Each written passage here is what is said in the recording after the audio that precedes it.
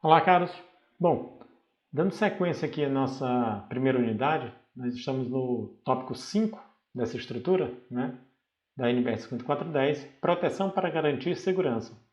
E realmente a proteção sempre se trata de um item bastante importante, E a NBR 5410, ela não deixa por menos, ela trata esse tópico com uma devida importância que ele tem, ok? Então, proteção para garantir segurança, se você entrar com as palavras-chave proteção, choque elétrico, proteção contra choque elétrico, segurança, então você vai obter várias entradas, fazendo uma busca aí dentro da própria norma NBR 5410. E aí, nessa seção 5, você tem a proteção para garantir segurança e tem as subseções. E aqui é claro que essa é uma visão mais genérica, mas ele fala aqui do princípio fundamental, o princípio que fundamenta as medidas de proteção contra choques especificadas nesta norma pode ser assim resumido. Partes vivas perigosas não devem ser acessíveis. Massas ou partes condutivas acessíveis não devem oferecer perigo, seja em condições normais, seja em particular, em caso de alguma falha que as tornem acidentalmente vivas. Okay? Então, se você tem um condutor que aconteceu uma falha, certo? O condutor ele não estava acessível a você, mas por conta de uma falha, um rompimento, tá certo? Do invólucro ou o mesmo o rompimento do próprio condutor e ele caiu no solo e ficou acessível. Então, você tem que ter um dispositivo para garantir a segurança das pessoas, dos animais, tá certo? E, por último, dos bens, certo? Muito bem. E aí ele vai dividindo em proteção básica, proteção seletiva, supletiva, tá? Proteção básica, proteção supletiva, e aí já destaca os itens onde também fazem referências a essas definições. Essas definições elas já foram feitas lá atrás, tá?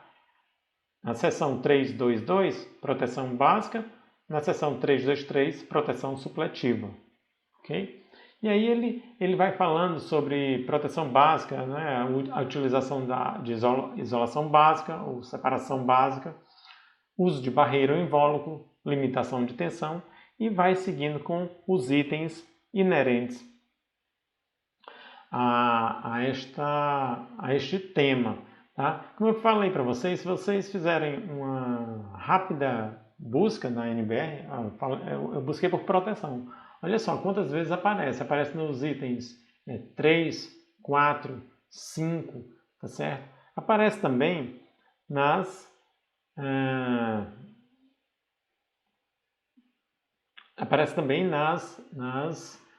nos anexos, tá certo? Então é também assunto que você pode encontrar nos anexos com toda certeza. Aqui eu destaquei um outro assunto, choque elétrico.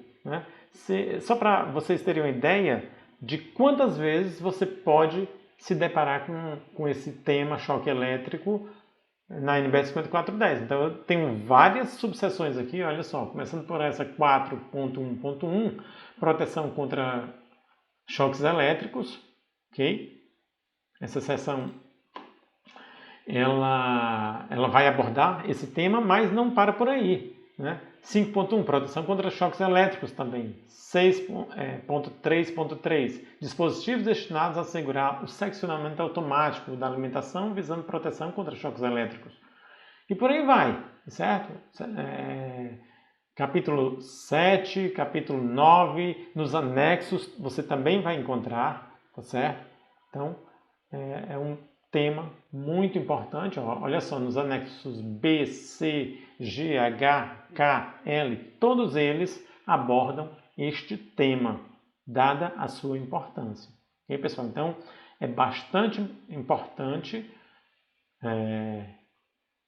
o tema de segurança, o tema de proteção, o tema mais específico de choques elétricos, proteções contra choques elétricos. Aqui a norma te sugere ok? Para que você possa seguir e desempenhar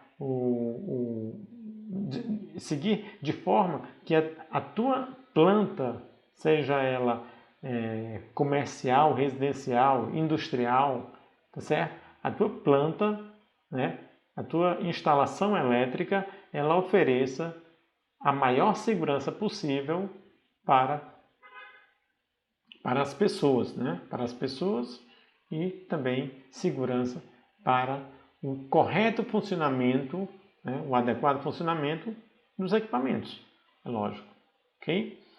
Muito bem, então seguindo aqui a nossa estrutura, então vem o item 6, seleção e instalação dos componentes, né? Seleção e instalação dos componentes.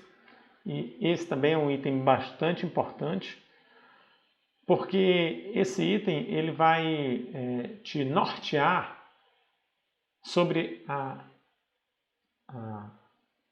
origem, tá certo, de problemas externos ou de efeitos externos que possam ocasionar problemas para a tua instalação, tá? Então você, a partir do momento em que você é conhecedor de um efeito externo, tá? Ao qual a tua planta elétrica esteja condicionada, tá? Então você vai fazer a seleção do componente mais adequado, tendo em vista essa conjuntura, tá? E também prover a instalação desse componente. Ok? Então, essa caracterização, pessoal, ela é codificada. Tá? Eu vou já falar como é que se dá essa codificação. E aí, muitos itens entrarão para essa caracterização. Por exemplo, vou colocar um exemplo aqui aleatório. Você precisa instalar, tá certo? Um circuito de comandos, tá? Ou precisa instalar um circuito de automação. E aí, para o exemplo que eu vou dar, ele é um pouco mais crítico, porque ali na automação pressupõe já a placa de circuito impresso, componentes mais sensíveis. Então, digamos que você precisa instalar um circuito de automação, mas as condições elas não são tão favoráveis. Vou tentar me explicar melhor. Você precisa instalar um quadro, né? Nesse quadro vai ter a tua circuitaria toda da automação, porém você vai estar sujeito a certas intempéries, poeira, né? Forte ventilação, água, tá certo? Então você tem ali condições externas que podem implicar em problemas. Aí como é que você vai fazer a seleção desses componentes? Aleatoriamente? O quadro ele pode ser qualquer, tá certo? Então é disso que se refere esse tópico 6, e ele é de suma importância, tá certo? Então, para a gente não perder mais tempo, vamos entrar, né, nesse tópico. E aí ele vai te falar sobre diversos aspectos: corrente elétrica, frequência, potência, compatibilidade eletromagnética, influências externas de uma maneira geral, tá certo? Tensão, variação dessa tensão, tá certo? A sobretensão, a subtensão, a falta de tensão, ok? Então, todas essas questões, tá? Elas estarão contempladas por esse item, por esse tópico, tá certo? Muito bem. Aí ele vai falar aqui, olha só. Ele vai dizer, influências externas. Tá? Os componentes da instalação devem ser selecionados e instalados de acordo com as prescrições da tabela 32. Vou já mostrar a tabela 32 para vocês. Aí ele diz o seguinte, vai além. Esta tabela indica as características dos componentes em função das influências externas a que estão sujeitos. As características dos componentes são determinadas por um grau de proteção ou por conformidade com ensaios. Certo? Grau de proteção ou conformidade com ensaios. O grau de proteção é justamente esse exemplo que eu citei para vocês. Professor, para essa condição que o senhor citou, o quadro, ele pode ser qualquer? Ele tem que ser mais específico? Não, ele precisa ter um grau de proteção adequado para essas características. Tá certo? Então, se eu admito a presença de poeira, tá certo? Admito a presença de partículas maiores ou menores, esse grau de proteção aumenta ou diminui. Se eu digo, não, a água para mim não é problema, eu posso inclusive ter jato d'água, tá? Então o grau de proteção com relação a esse quesito será baixo. Mas se eu digo, não, a água para mim é um problema, esse meu quadro ele tem que garantir vedação total para o que está ali dentro, condicionado, para todas as placas e a circuitaria que está dentro desse quadro. Então o grau de proteção fica elevado, certo? Então são coisas desse tipo que a gente vai tratar nesse tópico. Mas antes eu preciso falar para vocês como é que é a caracterização, né, desse código. Aqui existe uma codificação para que você possa caracterizar a influência externa. Ela é caracterizada através de um código, certo? Sob vários aspectos, tá?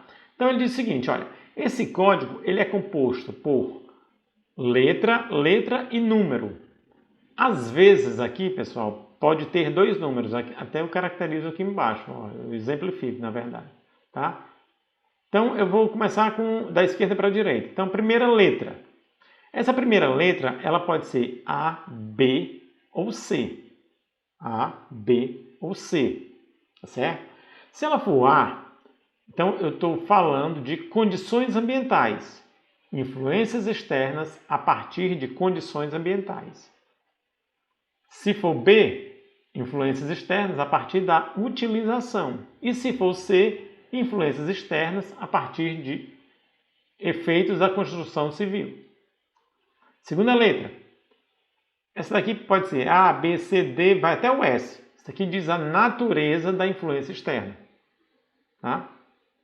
Eu vou exemplificar, fica mais fácil de vocês entenderem. Porque aqui a natureza podem ser diversas. Tá? Então não dá para ficar linkando aqui, porque cada uma dessas aqui, cada item desses, condições ambientais, utilização, condição civil, cada um tem as suas próprias naturezas. Tá certo? Então são várias.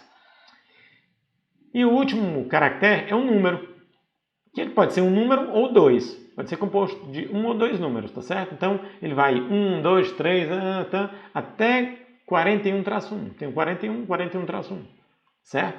Então, eu tenho isso aqui, vai me dar a classificação da influência, o grau dessa influência, certo? O grau dessa influência. Muito bem. Bom, pessoal, apresentando aqui a tabela 32 para vocês, tá certo? Características dos componentes da instalação em função das influências externas.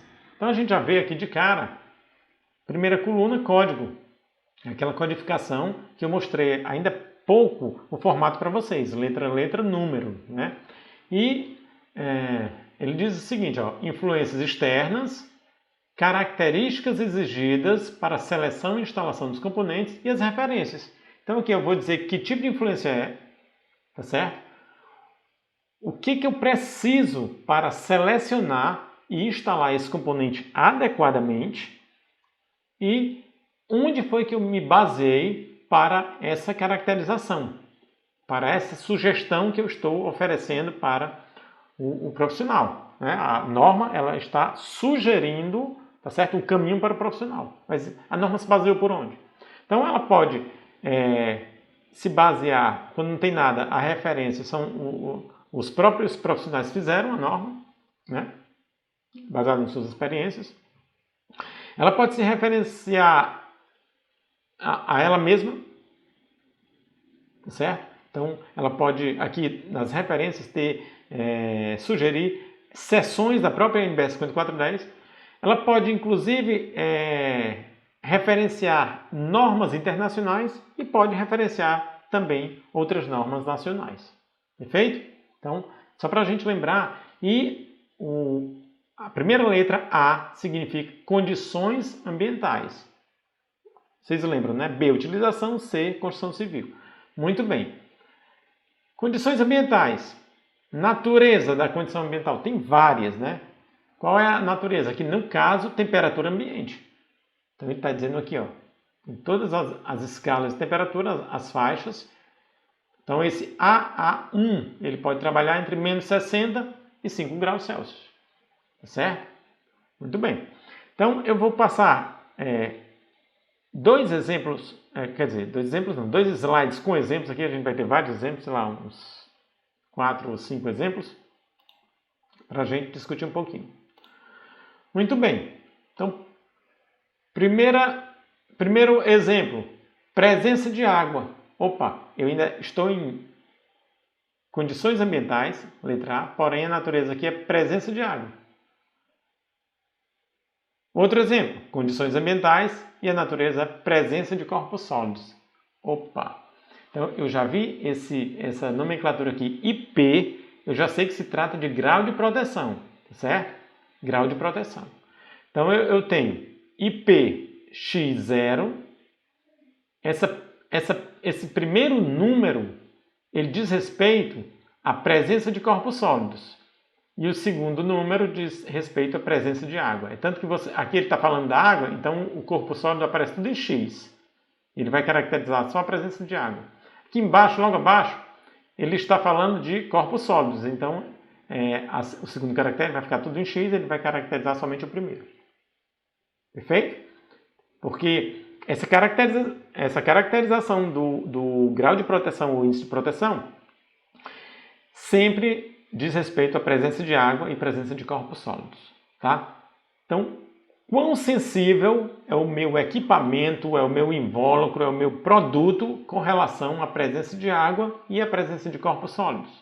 Então, eu vou dizer o seguinte, digamos, tá certo? Um exemplo, que eu tenho aqui o meu elemento, ele precise de IP,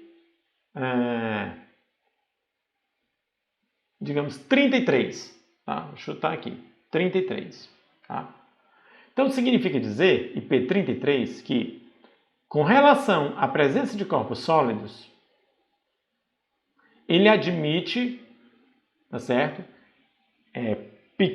Pequenos corpos sólidos, ou seja, corpos sólidos de 2,5 milímetros de diâmetro ou mais, tá? E ele admite a precipitação de água. Eu vou caracterizar essas três primeiras para vocês, tá certo? Essa primeira aqui, quando ele fala desprezível, IP0, com relação à água, IPX0, né? Então significa que ele suporta pequenas gotas caindo sobre ele. Quando ele fala de gotejamento, né, IP1 ou IP2, então ele está falando de gotas que já tem uma frequência maior, tá certo? E que, inclusive, ela pode ter uma angulação de 15 graus. Precipitação, angulação de 60 graus. Já está mais para chuva isso aqui. Tá? Aspersão, esse gotejamento ele pode vir de qualquer lugar. Jato significa jato direto, forte de água. Tá certo? Jato direto de água, digo melhor. E ondas são jatos mais fortes. Imersão significa dizer que o meu componente ele pode ficar a 1 metro de profundidade por 30 minutos somente, e submersão ele pode trabalhar para sempre embaixo d'água. É para trabalho submerso mesmo, tá certo? Então, eu caracterizo, pessoal, de acordo com a minha, a minha realidade, tá certo? O que se apresenta para mim? Onde é que eu tenho que fazer a instalação desse componente? Então eu reúno todas as condições para fazer a adequada escolha, né? A seleção, tá certo? Para depois fazer a correta instalação. Muito bem, vou passar para outro exemplo aqui. Aí ele diz, olha, aqui eu ainda estou em condições ambientais, mas ele está falando aqui, ó, M, variações de amplitude de tensão. Muito bem. Variações de amplitude de tensão. Aí ele diz o seguinte, olha, veja os itens dessa mesma norma 5.4 e 5.5. O 5.4 ele trata de sobretensão, tá certo? E o 5.5 ele trata de subtensão e até falta de tensão. Quais são as medidas protetivas que você precisa tomar quando isso acontecer? Tá certo? Aí você vai caracterizar se está de acordo com esse código AM31 ou AM32. Desequilíbrio de tensão. Aí ele já diz, olha, você tem que fazer tudo de acordo com a IEC 61000-2-2. Variações de frequência. Você vai ter que fazer tudo de acordo com o IEC 61000-2-2. Tá certo? Essa variação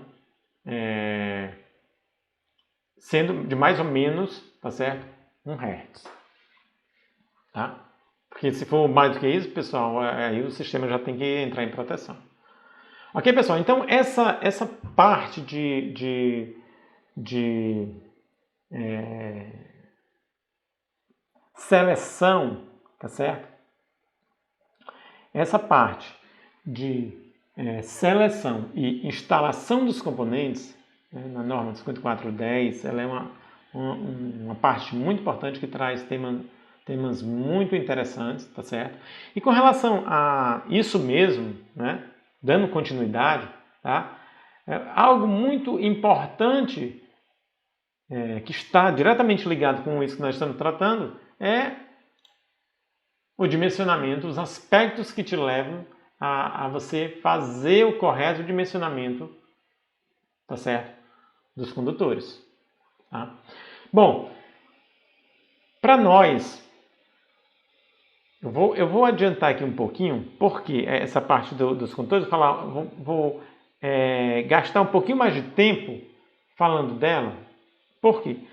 Apesar de ser somente a unidade 3, né, que está no módulo 2, porque vocês vão precisar disso daqui a pouquinho, né? Vão precisar mais rápido do que a gente chega lá na unidade. Então, se eu puder já ir conversando com vocês, batendo um papo, para isso já ir ficando firme na cabeça de vocês, é melhor. Então, a gente vai começar aqui com a isolação. Os condutores, via de regras, eles precisam de isolação, tá certo? Professor, exemplo de condutor que não precisa de isolação. Via pública. Tá? Iluminação pública, digo melhor, desculpa, rede pública, tá certo? Eu não preciso de isolação, tá? Via pública não precisa de isolação. Mas, internamente, as instalações, via de regra, eu preciso de isolação, tá certo? Obviamente, se você está você está dentro da instalação e você está fazendo a malha de aterramento dessa instalação, você vai usar condutor nu, tá certo? Você não vai usar condutor com isolação, condutor nu, tá? Mas via de regra, condutor ele vai ter a sua isolação. E essa isolação ela pode ter diversos materiais, pode ser de PVC, é mais comum e é mais barata, pode ser de EPR, já é um isolante mais poderoso, e pode ser de XLPE, que também é um isolante bastante poderoso. E a NBR 5410, ela traz, tá certo? As faixas de temperatura para serviço contínuo desse condutor, para sobrecarga do condutor e para curto-circuito. Tá certo? Então, para serviço contínuo, as isolações de PVC, geralmente, elas trabalham com 70 graus Celsius. E para limite de temperatura durante um curto-circuito, se a bitola desse condutor for até 300 milímetros quadrados, 160 graus Celsius, se for maior do que 300, 140 graus Celsius. Para o EPR, esses valores mudam. Então, ele é um material melhor, né, tá certo? Um isolante melhor. Então, serviço contínuo eu posso trabalhar 90 graus, sem problema nenhum. E curto-circuito, ele permite que esse condutor vá até 250 graus, sem perder as suas propriedades. E sem ele também perder a capacidade de isolação, né? Porque ele pode perder a capacidade de isolação, aí acontece que perdeu a capacidade de isolação, ou seja, vai haver uma ruptura no isolante, né? E a possibilidade de curto-circuito é altíssima e outros acidentes mais graves até. XLPE, polietileno reticulado, então, mesma coisa, 90 serviço contínuo, 250 no curto-circuito. Tá? Professor, por que eu preciso disso no dimensionamento do condutor? Porque quando eu estiver dimensionando o condutor, eu vou recorrer a várias tabelas. Tabela 36, 37, 38 e 39. São 4 tabelas, 36, 37, 38 e 39 da NBR 5410. Uma das coisas que ele vai dizer, ele vai dizer isolação, tipo da isolação. Aí você vai dizer PVC. Certo? Tipo da isolação, PVC. O material do condutor, cobre ou alumínio, é indiferente, mas o tipo da isolação PVC. Isolação sendo PVC, aí ele já diz, olha, temperatura para serviço contínuo 30 graus. Desculpa, eu estava olhando aqui para a temperatura de referência ambiente, acabei falando, mas 70 graus Celsius. Tá? E a norma, ela sempre leva em consideração para temperaturas de referência a temperatura do ambiente, tá certo? 30 graus Celsius, estando no ar, ou 20 graus Celsius, estando no solo. Então, se eu estou no ar, temperatura ambiente de referência vai ser 30 graus Celsius. Se eu estou no solo, essa temperatura ambiente será 20 graus Celsius. Ok? E aí, aqui eu vou escolher o método de referência. Depois a gente vai ver o que é isso. Por que eu preciso... O que é isso, professor? Método de referência. Método de referência é a forma como vai ser instalado. Você está vendo como tudo tem uma ligação com o que a gente estava falando ainda há pouco? Ah, professor, faz diferença? Faz. Imagina, se você tem um condutor, tá certo? E ele está em uma canaleta, mas uma canaleta suspensa, ao ar livre. Então ele tem um tipo de refrigeração. Se esse mesmo condutor ele está dentro de um eletroduto, dentro de uma parede, ele tem uma outra ventilação. Então eles estão sujeitos a temperaturas distintas, bastante diferentes, tá certo?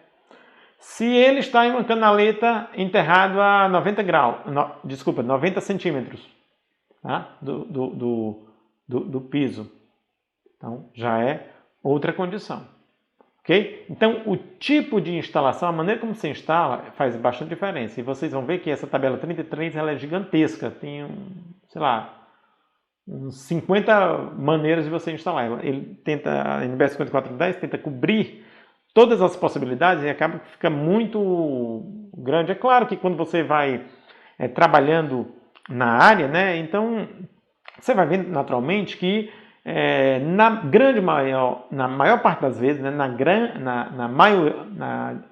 em grande parte das vezes, na maioria dos casos, você tem as mesmas condições ou condições parecidas. E aí, em uma instalação ou outra, tem um ponto ali que vai ser o ponto fora da curva. Será uma instalação mais digo especial, não no sentido de eu ter que... só que eu ter que me preocupar com ela, com elementos especiais, tá? Mas é só que ela fugiu do que geralmente é o comum, né? Instalação. O que é o comum, geralmente? Instalação no teto, né? sobre a parte de gesso, a instalação dentro da parede, a instalação no piso. Então, isso é o comum, tá certo? E, vez por outra, foge essa regra, tá? Mas, na maior parte das vezes é isso. E aí, você estando na área, isso daí já vai ficando no sangue, você já vai memorizando esses métodos de referência que você utiliza mais no seu dia a dia, tá? Mas depende da forma que você instala os métodos de referência aqui, ó, A1, A2, B1, B2, C, D. Depende da isolação, né? O tipo de isolação, depende do número de condutores ativos. Olha só, você tem um circuitos monofásicos, 2 condutores ativos. Você tem um circuitos trifásicos, 3 condutores ativos. Olha só como muda. Então, depende de todos esses fatores. E aí eu já vou tratando dessas questões com vocês, pessoal, porque assim fica mais tranquilo de quando a gente necessitar, de quando a gente chegar lá na unidade de dimensionamento, aí vocês já vão estar com esses conceitos, tá certo? Mais sedimentados, e aí facilita um bocado. Tá certo? Olha só, tabela 37. Mesma tabela, porém o tipo da isolação mudou, é EPR e o XLPE, porque eles têm as mesmas características. Certo? Temperatura no condutor, 90 graus Celsius para serviço contínuo. E as demais partes da tabela são iguais. Claro que os valores aqui, os valores de corrente máxima em cada condutor, claro que vai mudar de condição para condição. Tá? Vou pegar só um item aqui para a gente ver como muda. Olha só, vou pegar aqui método de referência 1, isolação EPR ou XLPE, um circuito trifásico, condutor de 10. Não esquecer, 10 mm², capacidade de corrente dele máxima é de 54 amperes. Eu vou fazer a mesma condição para o PVC, certo? Olha só, para o PVC, mesma condição, capacidade 42, certo? Capacidade 42, ok? EPR, XLPE, capacidade 54. Então você tem um aumento bastante substancial. Se você fizer 42 para 54, aumentou 12, né? Mais ou menos 30%. Né? Não chega a isso, mas é quase isso. Então você tem ali quase 30% de aumento na capacidade de corrente.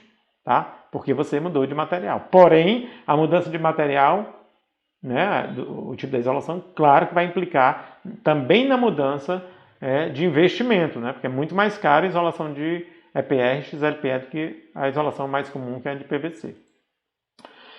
Outro ponto importante, pessoal, quando nós tratamos de dimensionamento de condutores, então nós temos aqui temperatura ambiente.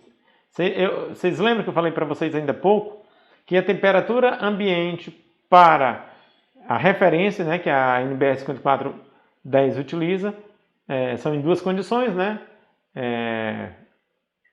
ao ar e solo, tá certo? E aqui ele vai fazer a distinção da isolação, PVC ou EPR XLPE.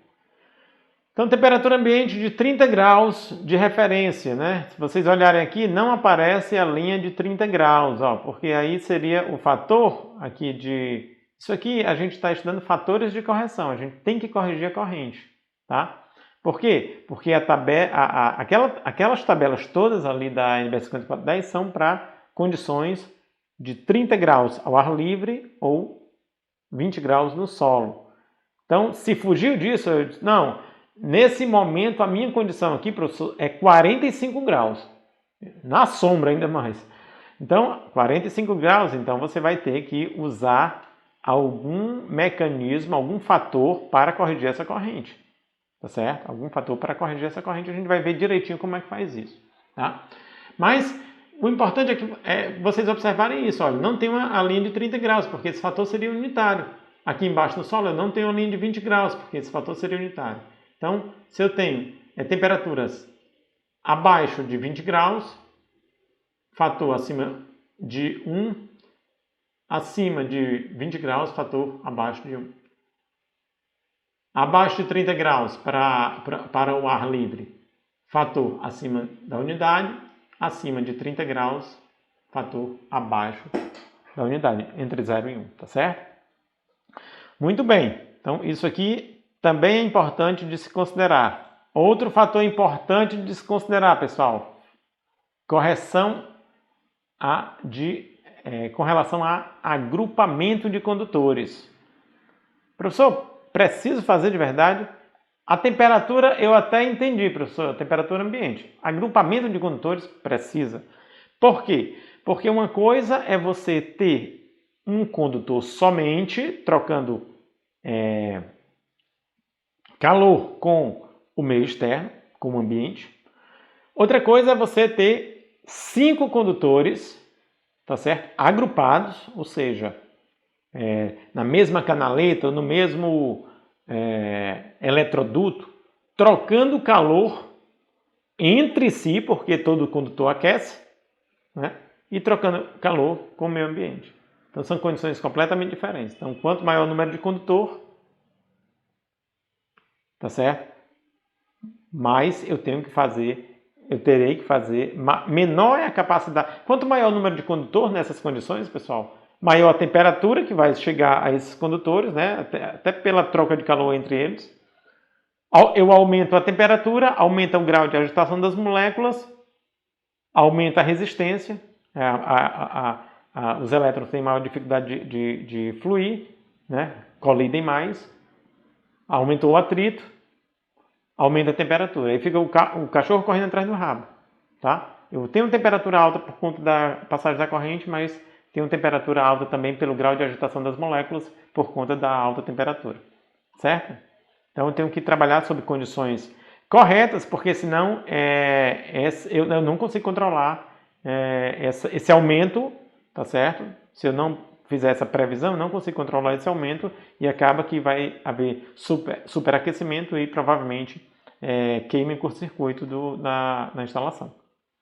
Então, eu tenho que me preocupar com o número de condutores agrupados, mas também tenho que me preocupar com o tipo de instalação, a forma que eles são agrupados, tá certo? Então, uma coisa é você ter 5 condutores espaçados, eles estão próximos, eles estão espaçados, uma canaleta bem... Outra coisa é ter esses mesmos 5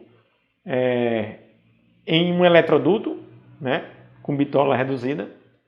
Outra coisa é ter em uma camada, em uma bandeja com camada única, em uma bandeja onde eu tenho 3 camadas, tá certo, de condutores. Então, todas essas condições, elas favorecem, e aí para cada uma delas eu tenho um fator que eu tenho que levar em consideração para corrigir essa corrente. Tá certo? Então, todas essas condições, elas precisam ser previstas, tá certo, pessoal? Precisam ser previstas numa instalação. E as últimas 2 condições são os fatores de agrupamento para condutores diretamente enterrados. Ó, eles são diretamente enterrados. E aqui na outra tabela, para aqueles que são enterrados através de eletrodutos. Okay? Uma coisa é você ter os condutores diretamente enterrados em uma vala, okay? Em uma canaleta. Outra coisa é ter esses condutores enterrados nesta mesma vala, nesta mesma canaleta, porém eles estão dentro de eletrodutos. Tá? Olha só, eles estão dentro de eletrodutos. Então a temperatura aumenta mais ainda. Então essas condições, elas são mais ou menos favoráveis, tá certo? Para que você possa fluir, tá certo? Mais ou menos corrente, ou transmitir, tá certo? Mais ou menos corrente. Você só conduz corrente adequadamente em um condutor se todas essas condições forem respeitadas. Porque se não forem, pessoal, rapidamente a temperatura vai ser tal que, como a gente já discutiu aqui, o aumento da temperatura, tá certo, vai contribuir para a degradação da capacidade de condução deste condutor, deste cabo. Tá? O aumento da temperatura contribui para a degradação da capacidade de condução deste condutor, deste cabo. Certo? Então a gente tem que se preocupar bastante com esse item. Bom, então eu vou ficar por aqui, pessoal, e na próxima videoaula a gente vai discutir um pouquinho sobre este item 7, verificação final.